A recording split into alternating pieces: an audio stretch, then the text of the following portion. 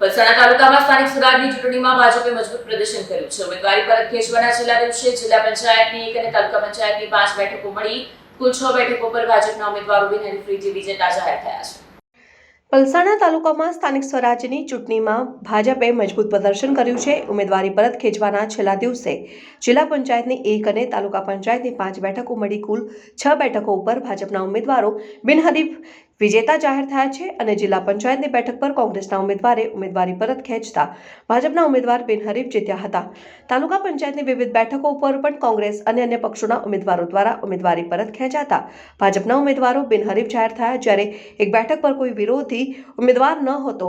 આ જીતને લઈને પલસાણા ભાજપમાં આનંદનો માહોલ જોવા મળ્યો હતો અને કમલમ કાર્યાલય ખાતે પૂર્વ કેબિનેટ મંત્રી ઈશ્વરભાઈ પરમારની અધ્યક્ષતામાં વિજયોત્સવ ઉજવાયો, જેમાં ફટાકડા ફોડીને મીઠાઈ વહેંચીને ખુશી વ્યક્ત કરવામાં આવી। કાર્યક્રમમાં જિલ્લા અને તાલુકા સ્તરના આગેવાનો તેમજ કાર્યકરો મોટી સંખ્યામાં ઉપસ્થિત રહ્યા અને વિજેતા ઉમેદવારોને અભિનંદન પાઠવ્યા હતા।